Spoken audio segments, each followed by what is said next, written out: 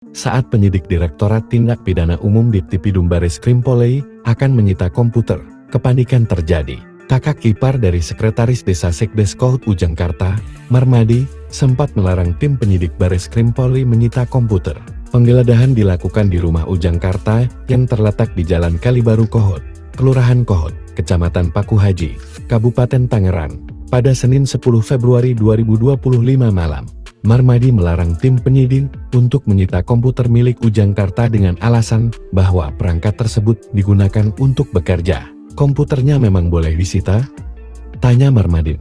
Boleh Pak, kami boleh menyita apa saja, jawab tim penyidik. Mendengar jawaban itu, Marmadi langsung melarang dan meminta tim penyidik untuk tidak mengambil komputer milik Ujangkarta.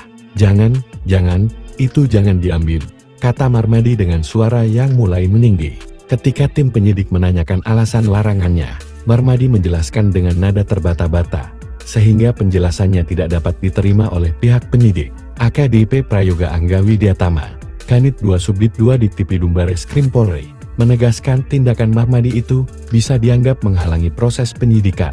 Kami boleh melakukan penyitaan, apalagi di sini sudah ada penetapan dari ketua pengadilan. Ketika kamu mengatakan tidak boleh, itu artinya kamu menghalangi penyelidikan, ujarnya. Akhirnya, tim penyidik menyita komputer tersebut dan memasukkannya ke dalam kantong plastik bening berlogo Bareskrim Polri. Namun, di tengah proses penyelidikan, Marmadi menghilang setelah meminta izin untuk mengambil KTP yang diperlukan tim penyidik untuk dokumentasi. Meski diminta oleh warga untuk kembali, Marmadi tidak muncul hingga penggeledahan selesai.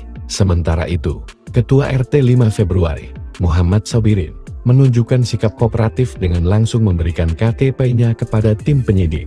Penggeledahan yang dilakukan oleh 5 anggota Bareskrim Polri, 1 Inafis Polres Metro Tangerang Kota, dan 2 Binamas, berlangsung dari pukul 19.33 WIB hingga 23 WIB.